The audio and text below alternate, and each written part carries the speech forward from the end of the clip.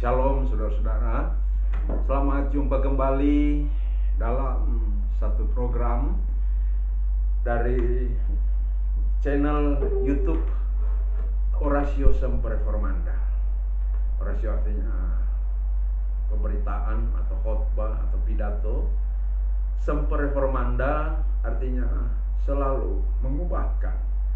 Jadi Oratio Semper Reformanda artinya suatu orasi yang oleh pekerjaan kuasa Roh Kudus kiranya senantiasa akan mengubahkan kehidupan kita, makin hari makin menampakkan tabiat Kristus dalam kehidupan kita. Nah, pada saat ini kita akan bersama-sama dalam satu program, yaitu pemahaman Alkitab sederhana, di mana kita akan mencoba untuk memikirkan bagian Alkitab dari kitab Kisah Para Rasul pasal 5 ayat 1 sampai 11. Ini sesuai dengan program MTPJ Gemim, yaitu program pemberitaan firman Tuhan dari tanggal 9 Juni sampai tanggal 15 Juni tahun 2024. Jadi minggu di muka ya. Nah, kita akan memikirkan bagian firman Tuhan ini dalam kerangka sebuah tema, yaitu jangan berdusta. Sebelum kita masuk, mari kita bersama-sama satu di dalam doa. Tuhan, terpujilah Engkau, Allah yang senantiasa mengasihi kami, memelihara kami, membawa kami pada masa depan yang di dalamnya tujuan-tujuan-Mu diwujudkan dalam kehidupan kami, anak-anak-Mu, umat tebusan-Mu. Terima kasih untuk kesempatan pada saat ini memikirkan bagian firman-Mu yang tertulis di dalam kitab Kisah Para Rasul pasal 5 ayat 1 sampai 11. Kami memohon kiranya Roh Kudus membimbing kami agar supaya kami dapat memahami bagian firman-Mu ini, dan sebagai pelayan-pelayan yang Engkau percayakan tugas pemberitaan firman Tuhan, kami dapat memberitakan firman Tuhan secara alkitabiah dan bertanggung jawab demi membangun iman dari jemaat Tuhan. Terpujilah nama-Mu Tuhan. Ini doa kami, di dalam nama Tuhan Yesus kami berdoa. Amin.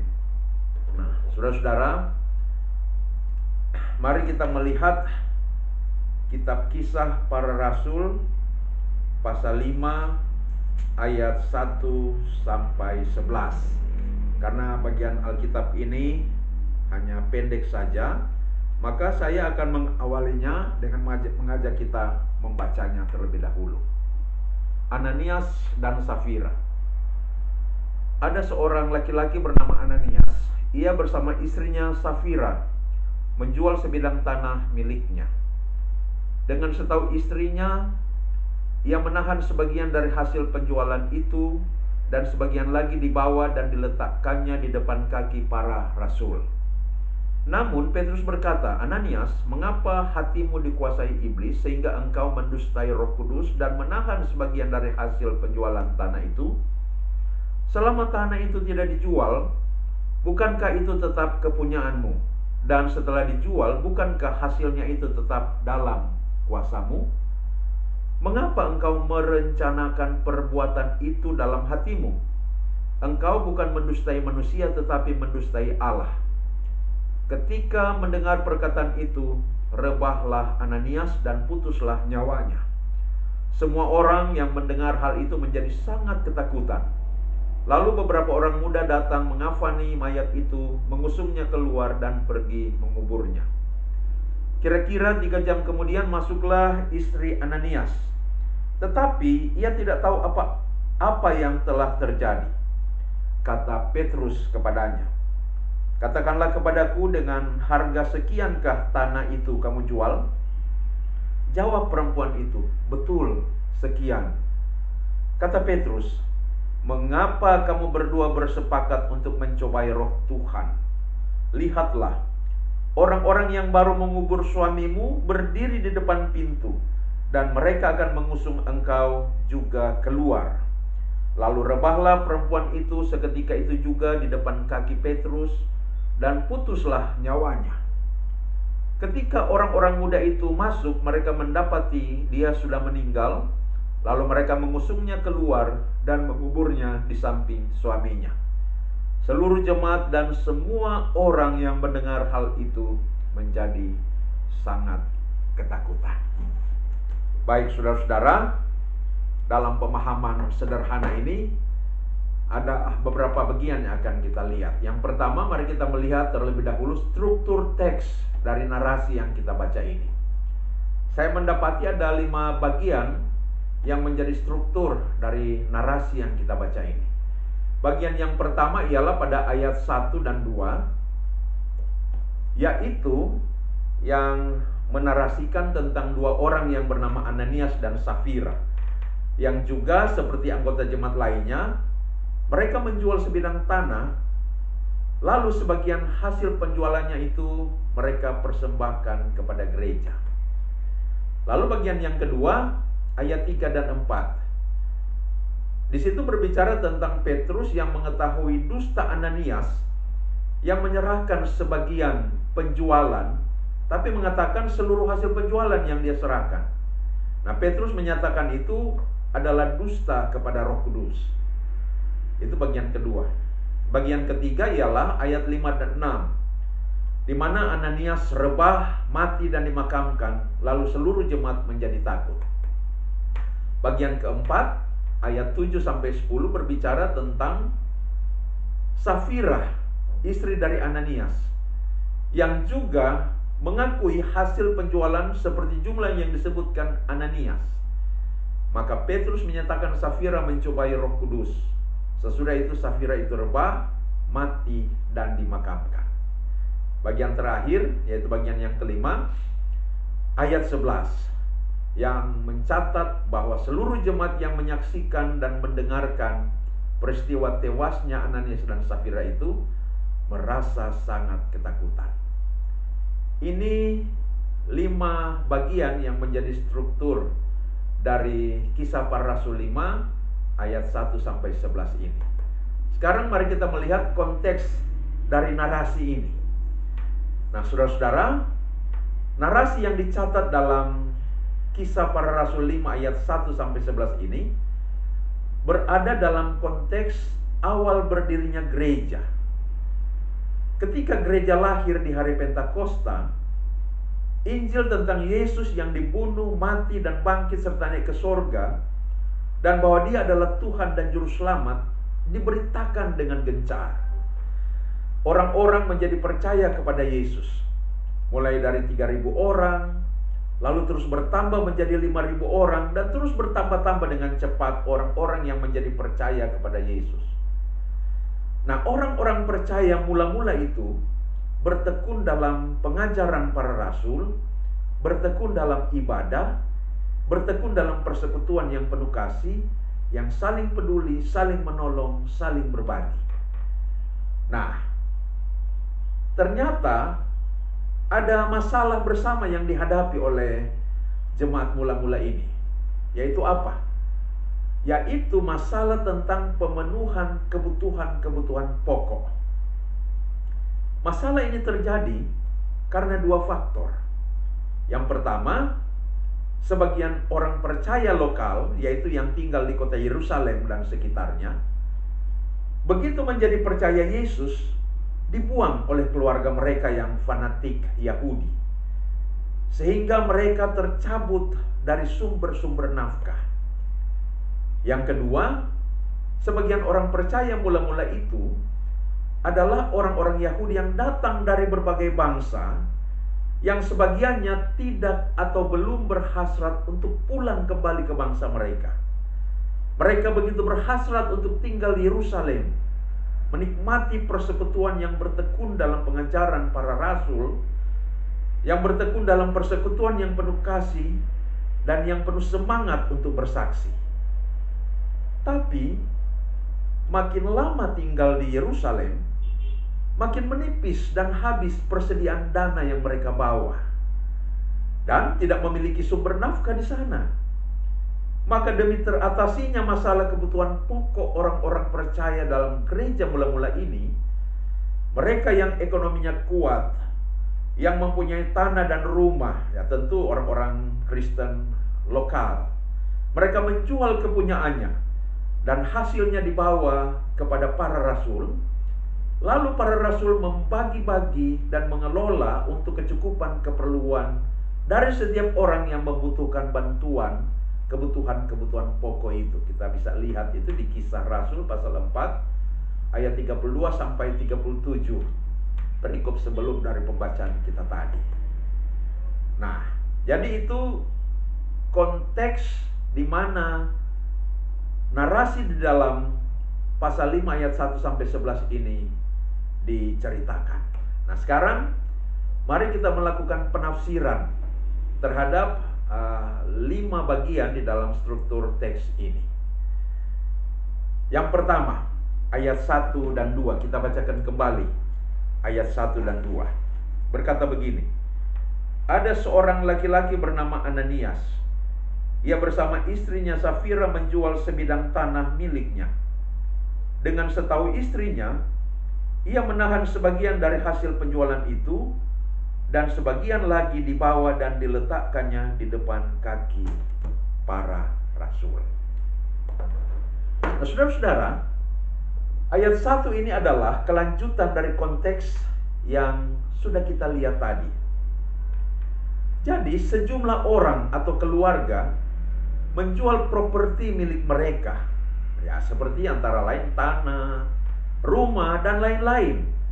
Lalu hasilnya dipersembahkan kepada gereja melalui para rasul dalam rangka memenuhi kebutuhan pokok dari sejumlah besar orang yang menghadapi masalah pemenuhan kebutuhan pokok tadi.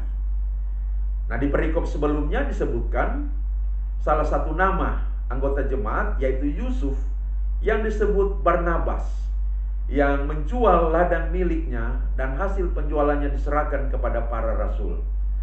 Rupa-rupanya orang yang membawa persembahan berdasarkan hasil penjualan properti mereka diumumkan, sehingga nama Yusuf ini dicatat di sini. Jadi para rasul mengumumkannya. Keluarga mana, anggota jemaat yang bernama siapa, dengan persembahan sejumlah berapa, diumumkan oleh para rasul di hadapan jemaat mula-mula itu. Nah, kita dapat berasumsi bahwa aktivitas koinonia atau aktivitas persekutuan itu tentu membutuhkan tata kelola dan kejujuran dari para pengelolanya. Pengelola persembahan jemaat ditentukan. Siapa-siapa yang membutuhkan diakonia ditentukan. Jumlah persembahan dicatat. Para pemberi persembahan dicatat. Para pemberi dan jumlah persembahan yang diberikan pun dilaporkan ke seluruh anggota jemaat. Nah, penata layanan gereja mulai tercipta dan mulai jalan pada saat itu. Dan semuanya dijalankan dalam suasana kasih persaudaraan. Dalam konteks itulah, saudara-saudara, pasangan suami istri yang bernama Ananias dan Safira menjual sebidang tanah milik mereka. Nama Ananias berarti Allah telah memberikan, dan arti nama Safira ialah cantik jelita. Ya, jadi bandingkan nama dari salah satu jenis batu permata yang bernama batu permata safir. Ya, dari kata safir itulah kemudian nama Safira ini diambil, yang artinya cantik jelita. Saudara-saudara, di sini kita melihat dan belajar akan orang-orang percaya yang memiliki komitmen untuk memajukan pelayanan gereja dengan pemberian-pemberian mereka.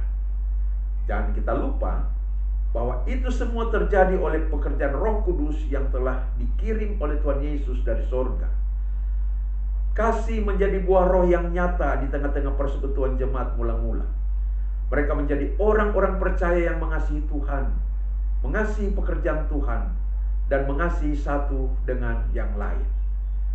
Kasih terhadap Tuhan, terhadap pekerjaannya, dan terhadap sesama orang percaya itu termanifestasi antara lain dalam tindakan berkorban, menjual harta milik untuk membantu sesama, dan yang dalam kekurangan. Roh Kudus masih terus bekerja di dalam gereja hingga kini, sampai sekarang ini di tengah-tengah persekutuan gereja. yang membangkitkan kasih kepada Allah, kasih kepada pekerjaan pelayanannya di dunia ini, dan kasih terhadap sesama pemercaya. Di sepanjang sejarah gereja hingga kini, oleh pekerjaan Roh Kudus, orang-orang percaya digerakkan untuk menopang pelayanan dengan persembahan-persembahannya, dan bahkan ada sejumlah orang yang oleh karya Roh Kudus dikaruniakan kemampuan untuk memberi lebih, sehingga peluang-peluang pelayanan yang lebih besar dimungkinkan. Itulah yang di kitab Roma pasal 12 ayat 8 disebut sebagai karunia untuk membagi-bagi dan karunia kemurahan. Jadi saudara-saudara, ada orang-orang percaya yang terus menopang pekerjaan pelayanan dengan persembahan-persembahan rutin, tetapi juga ada sejumlah orang percaya yang diberikan karunia roh untuk memberi secara lebih, yang di Roma 12 ayat 8 itu disebut sebagai karunia berbagi atau juga karunia kemurahan hati. Saudara-saudara, kita tidak disuruh Tuhan untuk menjual properti dan harta benda milik kita. Kita hanya dipanggil oleh Tuhan untuk memiliki komitmen pada persekutuan, kesaksian, dan pelayanan, untuk memajukan pelayanan yang diwujudkan dalam tindakan berkorban melalui berbagai bentuk persembahan yang bernilai demi kelancaran misi Allah sebagai wujud kasih kita kepada Dia yang telah menyelamatkan kita. Setelah pasangan suami istri yang bernama Ananias dan Safira ini menjual sebidang tanah milik mereka, sebagian hasil penjualan itu mereka tahan, dan sebagiannya lagi mereka serahkan kepada para rasul. Nah, di sini kembali lagi terlihat bahwa rasul-rasul adalah orang-orang yang diberikan otoritas oleh Tuhan untuk memimpin dan mengelola atau menata layani pelayanan gereja. Saat gereja lahir, pekerjaan pelayanan pertama yang dilakukan gereja ialah memberitakan Injil. Selanjutnya berkembang pada pengajaran-pengajaran, ibadah-ibadah, mengurus anggota-anggota jemaat yang berkekurangan atau pelayanan diakonia. Dan karena itu kemudian mulai dengan penataan pelayanan atau penata layanan. Kita tahu bahwa para rasul melakukan pemilihan 7 orang diaken untuk mengelola persembahan dan diakonia, agar para rasul dapat berfokus pada pemberitaan Injil dan pengajaran. Dalam penata layanan gereja mula-mula, itu mengasumsikan 2 jabatan awal gereja, yaitu rasul dan diaken, dengan pembagian tugas yang jelas. Nah, dalam perkembangan selanjutnya, ketika jemaat-jemaat telah berdiri dan telah berdiri di berbagai tempat, para rasul termasuk Paulus mengangkat dan memperlengkapi pelayan-pelayan lokal yang disebut presbiteros atau presbiter, atau tua-tua, atau yang dituakan, atau yang kemudian juga kita sebut penatua.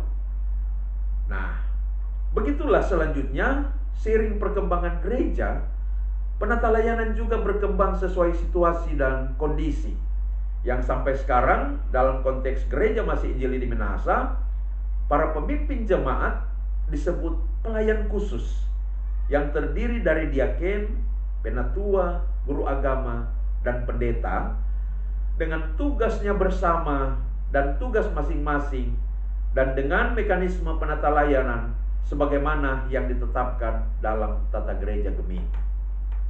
Itu penafsiran kita pada bagian yang pertama, yaitu ayat 1 dan 2.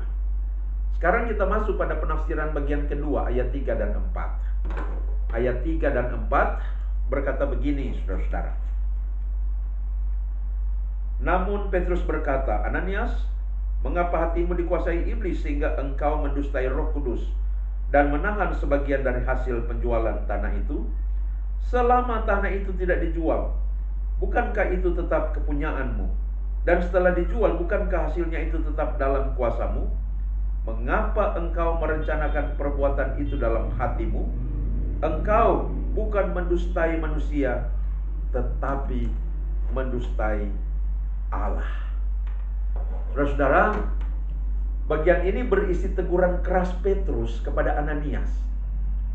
Rupanya, Petrus adalah pemimpin para rasul saat itu, yang memang sejak mereka masih berstatus sebagai murid Yesus dan selalu berada bersama Yesus. Sewaktu Yesus masih hidup itu, Petruslah yang selalu tampil sebagai pemimpin. Ananias yang membawa sebagian hasil penjualan sebidang tanah miliknya itu disebut sebagai seorang yang hatinya dikuasai iblis sehingga mendustai Roh Kudus. Mengapa? Mengapa Petrus memberikan teguran yang keras kepada Ananias? Rupanya karena Ananias berdusta. Dia menahan sebagian hasil penjualan dan membawa sebagian hasil penjualannya lagi kepada para rasul dan mengatakan itu seluruh hasil penjualan. Ananias berdusta, dan dustanya bukan kepada manusia, tetapi kepada Allah. Perhatikan saudara-saudara apa yang Petrus katakan. Selama tanah itu tidak dijual, bukankah itu tetap kepunyaanmu? Dan setelah dijual, bukankah hasilnya itu tetap dalam kuasamu? Mengapa engkau merencanakan perbuatan itu dalam hatimu? Engkau bukan mendustai manusia, tetapi mendustai Allah. Jadi saudara-saudara, sebidang tanah itu milik Ananias dan istrinya Safira. Jika mereka tidak menjualnya, itu bukanlah hal yang berdosa. Jika mereka menjualnya dan hasil penjualannya dibagi sebagian untuk mereka, sebagian dipersembahkan ke gereja, itu juga bukan hal yang berdosa. Tanah itu milik mereka, maka hasil penjualan pun ada dalam kuasa mereka. Tidak harus dipersembahkan semua kepada gereja. Namun yang dilakukan Ananias juga istrinya Safira adalah membawa sebagian hasil penjualan dan mengatakan itu adalah seluruh hasil penjualan. Disitulah dosa mereka, berdusta kepada Allah. Saudara-saudara, jika dicermati, dosa Ananias itu bukan hanya dusta semata, tetapi di dalamnya juga terkandung unsur kesombongan dan kemunafikan. Kesombongan karena mereka ingin semua orang mengetahui bahwa seluruh hasil penjualan dipersembahkan kepada gereja. Inilah dosa ingin dipuji, ingin ditinggikan, ingin diagungkan, ingin dihormati, ingin dihargai. Mereka ingin dianggap agung, dianggap saleh, murah hati, dan rela berkorban. Tetapi mereka tidak mau menyerahkan segalanya. Mereka hanya ingin terlihat menyerahkan segalanya, sehingga mereka berpura-pura memberikan semuanya. Inilah juga dosa kemunafikan. Kemunafikan karena lain di bibir, lain di hati. Berpura-pura serahkan semua, padahal hanya sebagian. Berpura-pura murah hati, padahal mahal hati. Berpura-pura saleh, padahal dusta. Ini adalah dosa pertama di dalam gereja, saudara-saudara. Nah, tentu dosa pertama manusia ialah apa yang dilakukan Hawa dan Adam di Taman Eden dulu. Tetapi ketika gereja lahir di hari Pentakosta, tidak lama kemudian dosa pertama ini dilakukan oleh warga gereja. Perhatikan, dosa pertama di dalam gereja adalah apa? Yaitu dusta, kesombongan, dan kemunafikan. Dan dosa seperti ini terus hadir dalam perjalanan pelayanan gereja. Ada saja orang-orang yang terlihat saleh, tapi hatinya jahat. Ada orang-orang yang terlihat baik, tapi punya agenda-agenda yang tidak baik. Ada orang-orang yang terlihat melayani, tapi sebenarnya dilayani. Ada orang-orang yang terlihat memberi, tapi di belakang sebenarnya mengambil. Saudara-saudara, bila hal-hal ini masih nampak di dalam gereja, maka firman Tuhan menyerukan, bertobatlah. Orang-orang percaya dalam gereja mula-mula itu baru saja dipenuhi dengan Roh Kudus, tetapi ada saja yang masih terpeleset ke dalam dosa. Kita, orang-orang yang beriman kepada Tuhan Yesus, memang telah mendapatkan penebusan dosa oleh karya salib Kristus, saudara. Namun selagi kita masih hidup di masa antara ini, yaitu antara kedatangan Kristus yang pertama dan kedatangan Kristus yang kedua, selagi kita masih hidup di masa antara ini, kita masih diperhadapkan dengan rupa-rupa cobaan, rupa-rupa godaan, rupa-rupa tantangan yang dapat membawa kita pada kejatuhan. Oleh sebab itu, kita harus terus menyadari bahwa kita harus melawan dosa, mengalahkan setiap godaan, dan mewujudkan kehidupan yang bertumbuh dalam kekudusan. Ada Roh Kudus yang akan menolong kita untuk itu, saudara. Di sini kita juga belajar bahwa pada hakikatnya persembahan yang kita bawa ke gereja, baik melalui pundi-pundi yang kita letakkan di dalam ibadah-ibadah yang kita ikuti, atau melalui sampul-sampul syukur yang kita bawa ke rumah Tuhan, itu adalah persembahan yang kita persembahkan kepada Allah. Dengan demikian, kas perbendaharaan jemaat itu adalah kas perbendaharaan Allah untuk kepentingan pelayanan Tuhan Allah dan di dalam melalui jemaat itu. Itu adalah sekali lagi kas perbendaharaan Allah untuk kepentingan pelayanannya di dan melalui jemaat itu. Ini tentu penting untuk kita pikirkan, agar ketika kita memberikan persembahan, pikiran kita menyadari bahwa itu kita berikan kepada Allah, bukan kepada manusia. Karena diberikan kepada Allah, maka satu, berikan persembahanmu dengan kerelaan hati, jangan karena terpaksa. Sedikit saja ada unsur keterpaksaan dalam persembahan kita, maka persembahan kita itu sudah tercemar. Yang kedua, jangan ada motif kesombongan, motif untuk mendapatkan pujian. Jika persembahan dan nama kita dibacakan, itu bukanlah hal yang keliru. Itu adalah bagian dari tata kelola persembahan yang alkitabiah. Namun janganlah ada motif di hati kita memberi sampul syukur persembahan dengan jumlah yang cukup besar, agar sampul itu yang tertera nama kita dibacakan di hadapan jemaat, dan jemaat memberikan pujian kepada kita, agar kita dianggap hebat, baik, saleh, dan dipuji. Jangan seperti itu, saudara. Yang ketiga, jika kita memberikan persembahan persepuluhan, berilah dengan kejujuran. Hendaklah itu benar-benar 1/10 dari penghasilan yang kita peroleh. Kalau bukan 1/10, maka jangan katakan persepuluhan. Kita boleh mempersembahkannya dengan nama persembahan syukur bulanan misalnya, atau persembahan bulanan tetap keluarga dan lain sebagainya. Ada banyak alternatif persembahan kita. Nah, selain itu saudara-saudara, penting untuk kita cermati, karena dosa dusta, kesombongan dan kemunafikan Ananias, oleh Petrus dikatakan karena iblis menguasai hati Ananias. Rupanya ini adalah pekerjaan iblis. Gereja sedang booming pada waktu itu. Injil sedang viral. Jumlah orang percaya makin hari makin pesat bertambah. Maka iblis mau menghalangi dari luar melalui penganiayaan. Karena kalau kita baca terus, tidak lama lagi Stefanus akan dibunuh. Tetapi juga iblis itu bekerja dari dalam, menggoda orang-orang percaya dengan godaan keagungan untuk terlihat baik, terlihat saleh, terlihat berkorban, terlihat rendah hati, tetapi dengan cara dusta.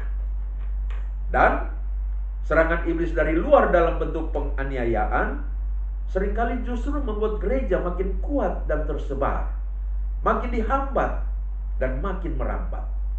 Tetapi serangan iblis dari dalam itu yang sangat berbahaya, membuat kesaksian gereja menjadi rusak, membuat persekutuan gereja terpecah dan hancur. Maka semua orang percaya harus menyadari ini.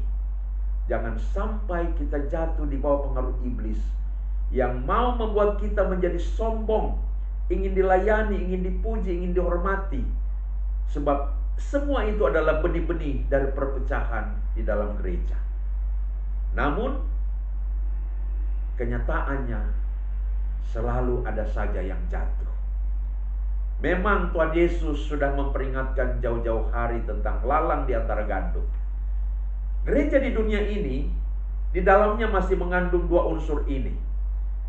Pertama, orang-orang percaya sejati yang diumpamakan dengan gandum.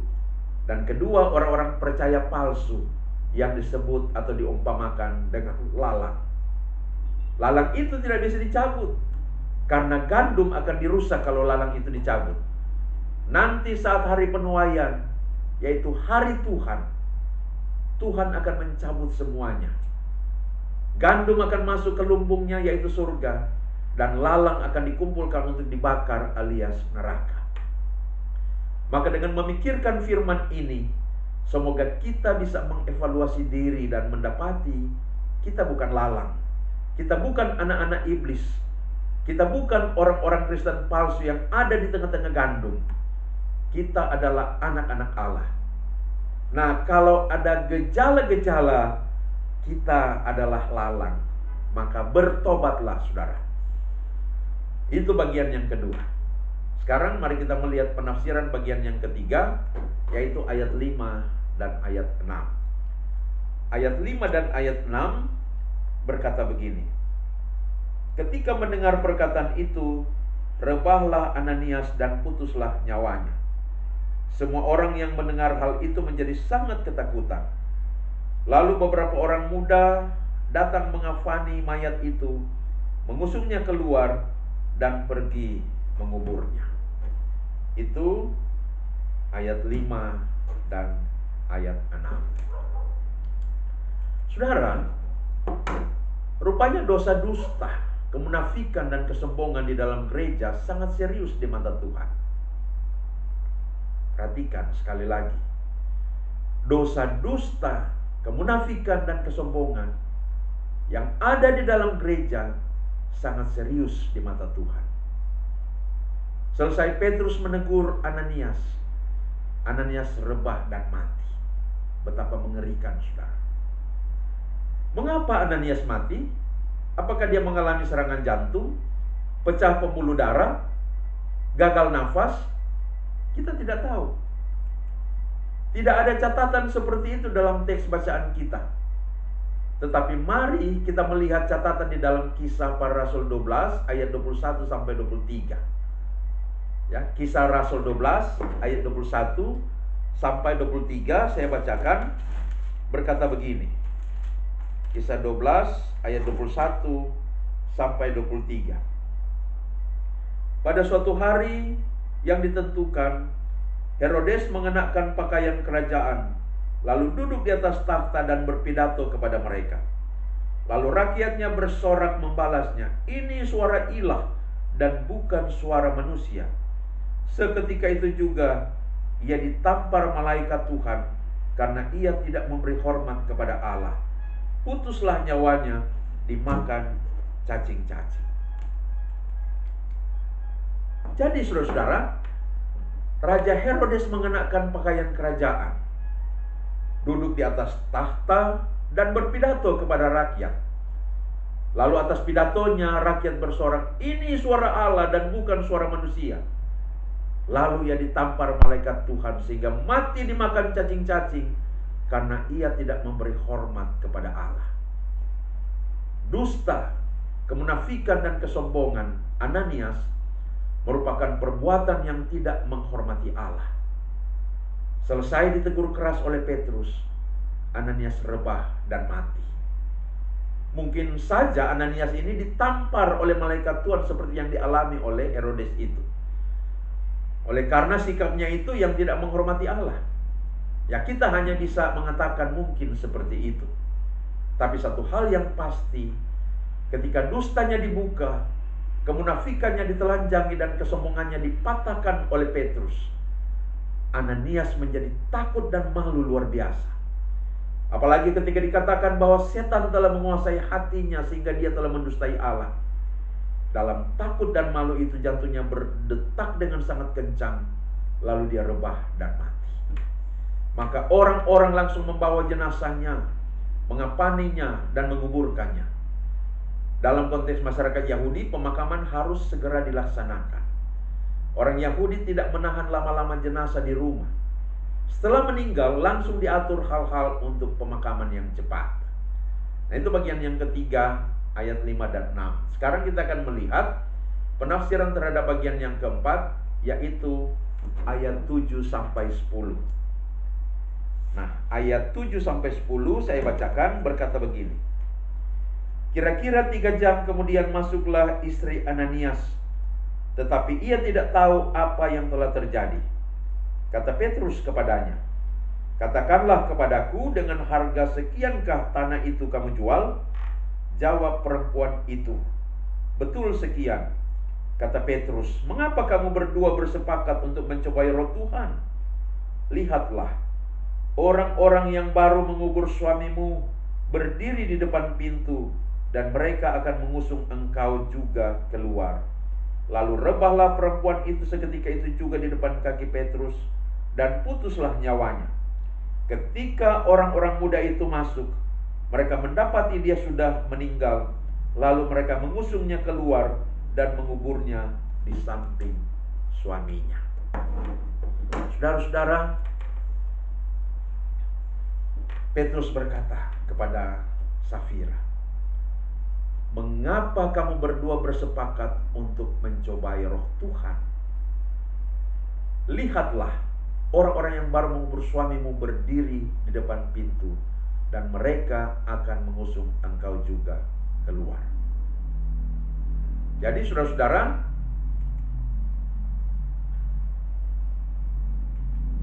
selang waktu sekitar 3 jam, istri Ananias datang tanpa mengetahui apa yang telah terjadi. Kita bisa membayangkan, ia masuk ke ruangan itu dengan bangga karena ia tahu semua anggota jemaat tahu akan pemberian mereka. Ia masuk ke ruangan sambil menikmati rasa bangga dan rasa terpuji. Ia masuk ke ruangan itu sambil menikmati kemuliaan dan kebesaran, karena pemberian yang besar untuk gereja yang sudah dibawa suaminya 3 jam sebelumnya sudah diketahui semua orang. Dia masuk dengan bangga. Tetapi semua itu hanyalah kemuliaan di balik dusta, di balik kemunafikan, juga di balik kesombongan. Petrus bertanya, katakanlah kepadaku, dengan harga sekiankah tanah itu kamu jual? Jawab perempuan itu, betul sekian. Petrus melanjutkan, mengapa kamu berdua bersepakat untuk mencobai roh Tuhan? Lihatlah, orang-orang yang baru mengubur suamimu berdiri di depan pintu, dan mereka akan mengusung engkau juga keluar. Lalu rebahlah perempuan itu seketika itu juga di depan kaki Petrus, dan putuslah nyawanya. Perhatikan pertanyaan Petrus, saudara. Mengapa kamu berdua bersepakat untuk mencobai roh Tuhan? Maka dusta dan kemunafikan Ananias dan Safira adalah tindakan mencobai atau menguji Roh Kudus. Mereka pikir Roh Kudus tidak bisa mendeteksi dusta yang disimpan dalam hati dan pikiran mereka. Mereka pikir Roh Kudus tidak bisa mendeteksi kebusukan di balik dari kesalehan mereka. Mereka pikir Roh Kudus tidak bisa mendeteksi kemunafikan mereka. Ketahuilah saudara, Roh Kudus adalah pribadi ketiga dari Allah yang Maha Tahu. Dia dapat mendeteksi segala dusta yang disembunyikan. Dia dapat mendeteksi segala kebusukan di balik kesalehan. Dia dapat mendeteksi segala rencana jahat dan konspirasi busuk. Semuanya dapat diketahui oleh Roh Kudus. Karena itu semua orang percaya harus bertumbuh dalam kejujuran, ketulusan, dan kerendahan hati, membuang segala sikap dusta dan kemunafikan, agar kita bisa menjadi alat yang efektif di tangan Tuhan untuk memajukan pelayanan gerejanya di muka bumi ini.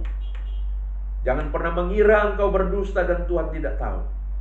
Jangan pernah berpikir engkau bersikap munafik, terlihat baik padahal jahat, terlihat saleh padahal busuk, lalu Tuhan tidak tahu. Jangan konyol seperti itu, saudara. Tuhan tahu semuanya, dan setiap orang akan mendapatkan balasan pada waktunya. Sekarang kita masuk pada penafsiran bagian yang terakhir, bagian kelima, yaitu ayat 11. Satu ayat saja. Ayat 11 itu saya bacakan, berkata begini. Seluruh jemaat dan semua orang yang mendengar hal itu menjadi sangat ketakutan. Saudara, peristiwa tewasnya Ananias dan Safira mengakibatkan seluruh warga jemaat mula-mula itu ketakutan. Tapi ketakutan di sini bukanlah ketakutan yang membuat mereka meninggalkan gereja. Sebab di ayat 14 dicatat, dan makin lama makin bertambahlah jumlah orang yang percaya kepada Tuhan, baik laki-laki maupun perempuan. Jadi ketakutan di sini adalah merupakan akibat positif dari tewasnya Ananias dan Safira. Menyaksikan kematian Ananias dan Safira akibat dusta mereka, akibat kemunafikan dan kesombongan mereka, membuat seluruh warga jemaat makin waspada terhadap dosa dan makin bertumbuh dalam integritas spiritual. Maka kematian Ananias dan Safira merupakan tindakan Tuhan yang mengamputasi perbuatan dusta, kemunafikan dan kesombongan dalam persekutuan jemaat mula-mula itu, agar dosa itu tidak menyebar luas ke warga jemaat yang lain. Saudara perhatikan dalam 1 Korintus 5 ayat 6, Paulus mengatakan begini. 1 Korintus 5 ayat 6. Tidak tahukah kamu bahwa sedikit ragi mengkamiri seluruh adonan?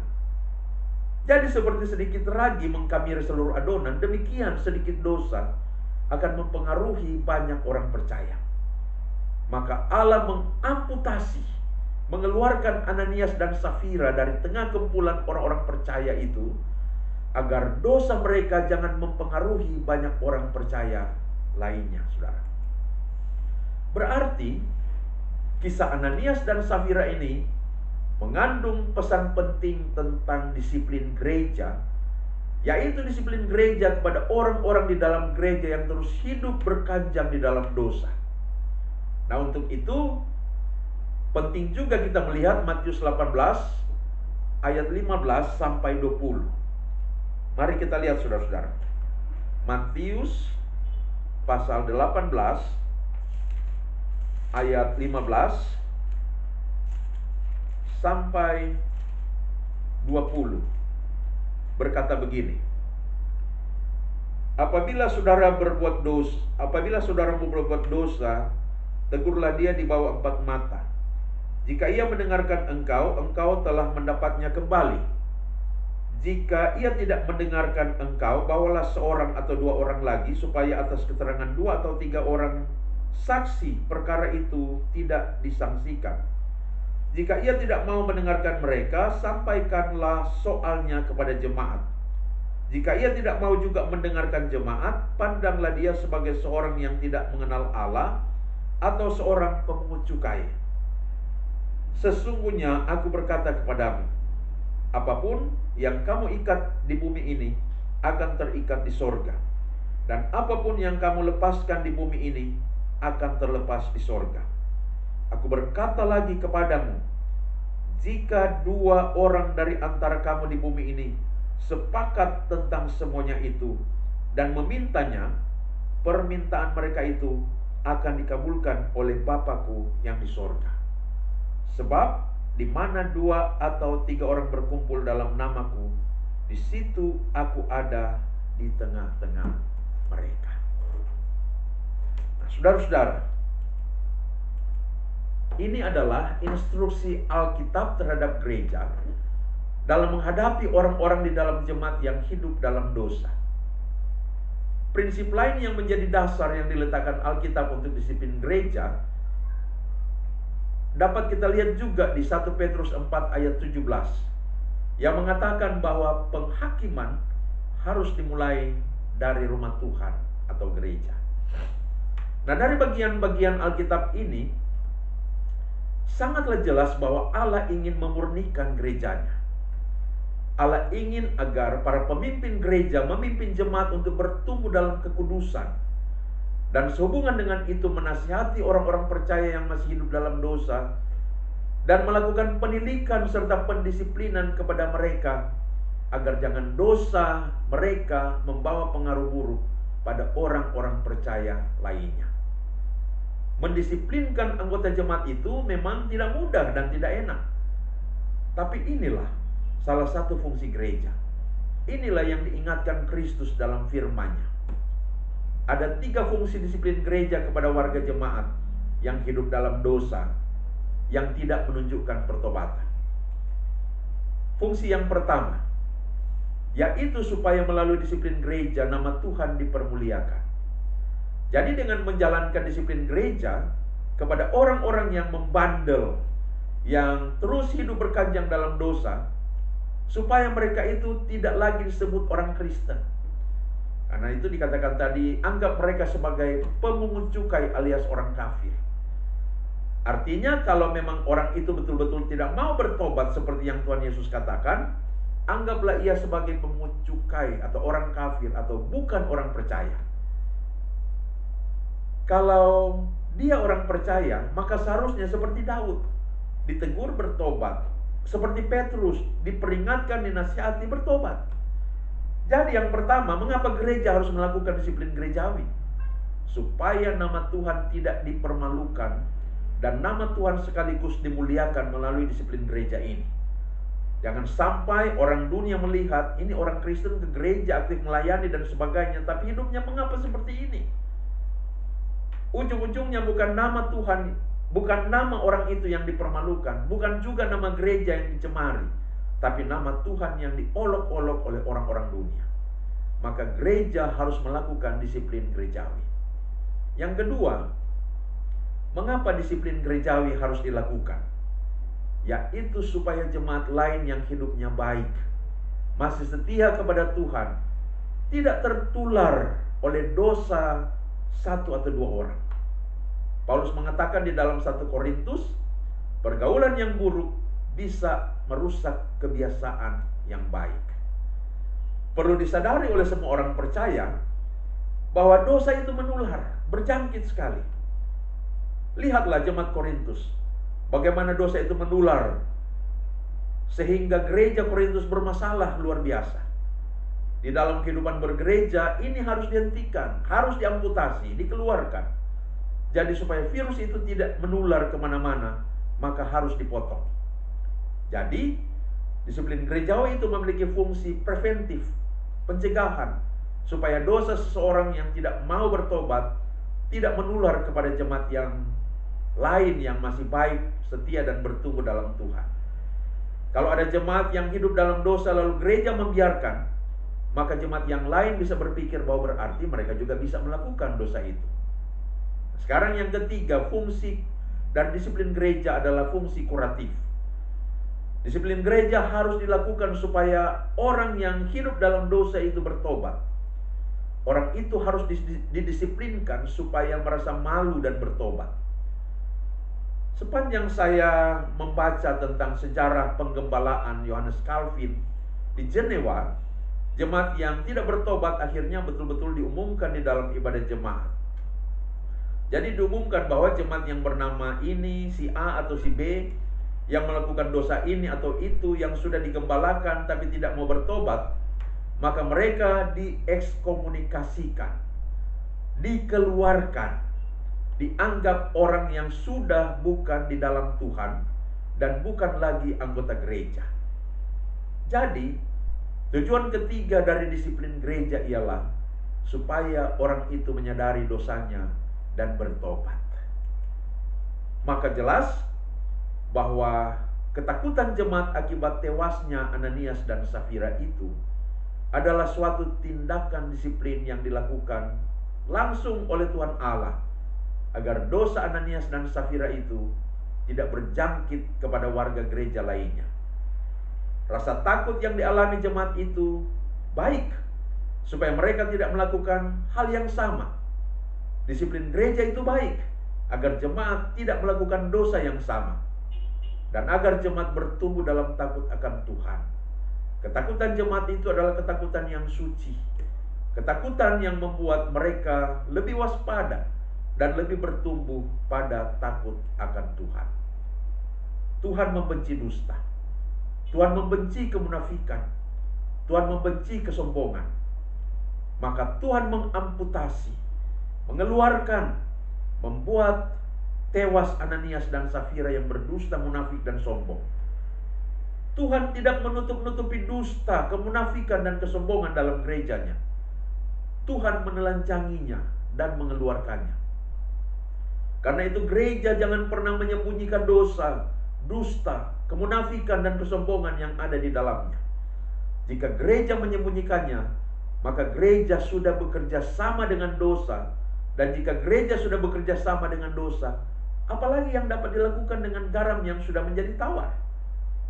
Orang-orang dalam gereja, para pendeta, semua pelayan, memang orang-orang yang belum sempurna, saudara. Tetapi tidak boleh menyembunyikan dusta dan kemunafikan. Dusta dan kemunafikan harus ditelanjangi, dan pelakunya harus bertobat, karena Tuhan membenci dusta dan kemunafikan. Tuhan menginginkan kemurnian dalam gereja, karena kemurnian akan membuat kesaksian gereja menjadi kuat, persekutuan gereja menjadi kuat, pelayanan gereja menjadi kuat. Dusta, kemunafikan, dan kesombongan merusak persekutuan, kesaksian, dan pelayanan. Karena itu harus diwaspadai supaya tidak ada dusta, kemunafikan, dan kesombongan di dalam gereja. Bila ditemukan, harus ditelanjangi, dan pelakunya harus bertobat lalu diampuni. Tetapi dalam menelanjangi dusta, kemunafikan, dan kesombongan, gereja juga harus waspada agar jangan sampai terjerumus ke dalam moralisme dan legalisme. Karena moralisme dan legalisme adalah wajah lain lagi dari kemunafikan dan kesombongan. Mewaspadai dan menelanjangi dusta, kemunafikan, dan kesombongan di dalam gereja harus dilakukan dengan hati yang penuh kasih karunia. Nah, jadi itu penafsiran-penafsiran kita atas teks Kisah Para Rasul 5 ayat 1-11 ini. Dan sekarang kita tiba pada bagian benang merah teks yang berkaitan dengan tema. Tema pemberitaan firman Gemim di tanggal 9-15 Juni adalah jangan berdusta.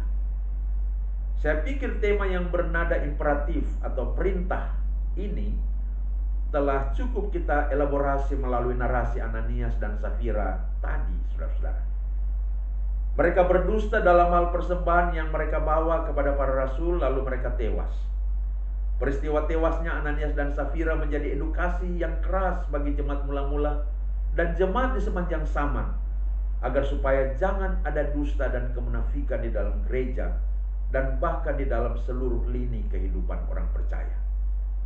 Namun mari kita memikirkan tema ini secara sedikit lebih dalam lagi. Nah, saudara-saudara, Allah kita adalah Allah kebenaran dan tidak terdapat dusta di dalam Dia.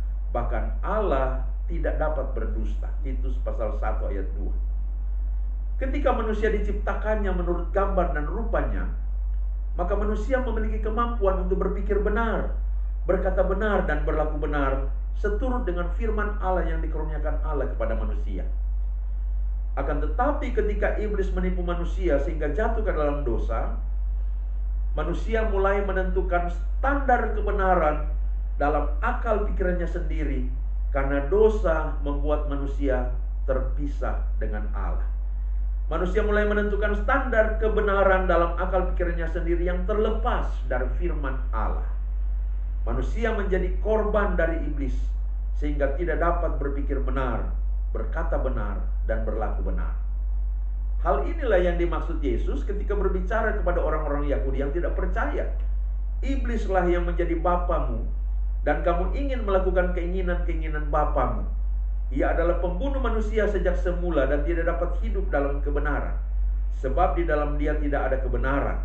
Apabila ia berkata dusta, ia berkata atas kehendaknya sendiri, sebab ia adalah pendusta dan bapa segala dusta. Yohanes 8 ayat 44. Maka apa itu kebenaran? Kebenaran ialah hal yang sesuai dengan pikiran Allah. Sebaliknya, dusta adalah hal yang sesuai pikiran iblis. Karena itulah ketika Ananias berdusta, Petrus mengatakan hatinya dikuasai iblis. Jadi sekali lagi, kebenaran adalah hal yang sesuai dengan pikiran Allah. Tetapi bagaimana kita dapat menemukan kebenaran, yaitu pikiran Allah? Yaitu ketika kita sudah lahir baru, sudah bertobat dan menjadi percaya kepada Yesus, maka kita dapat dibawa masuk oleh Roh Kudus ke ke dalam pikiran Allah, yaitu firman-Nya, kebenarannya. Untuk mengatakan kebenaran, saudara-saudara, perhatikan ada dua hal yang esensial yang harus kita cermati. Yang pertama, mengatakan kebenaran berarti mengatakan apa yang sungguh-sungguh kita percayai sebagai kebenaran. Apa yang sungguh-sungguh kita percayai sebagai kebenaran, itulah iman dan akal budi. Iman tidak bertentangan dengan akal budi. Iman dapat dijelaskan oleh akal budi yang tunduk di bawah otoritas firman Allah. Akal budi menghasilkan argumentasi rasional terhadap iman. Jadi, mengatakan kebenaran artinya mengatakan apa yang kita yakini sebagai kebenaran. Itu yang pertama. Yang kedua, mengatakan kebenaran berarti mengatakan apa yang sebenarnya, yaitu mengatakan sesuai realitas yang ada. Jadi, sampai di sini kita sudah dapat melihat bahwa dusta dan kebenaran itu tidak dapat bertemu, tidak dapat bersatu. Dusta itu berasal dari iblis dan kebenaran itu berasal dari Tuhan. Jika kita berdusta, maka bapa kita adalah iblis. Tetapi jika kita mengatakan kebenaran, berarti Allah yang menjadi bapa kita. Maka jangan berdusta. Demikian saudara-saudara, pemahaman sederhana atas bagian Alkitab Kisah Para Rasul pasal 1 sampai 11 ini. Semoga boleh menjadi berkat bagi kita semua. Mari kita mengakhiri pembahasan kita ini dengan doa. Kita berdoa. Tuhan, terima kasih atas pengajaran firman yang sudah Engkau tunjukkan kepada kami pada saat ini.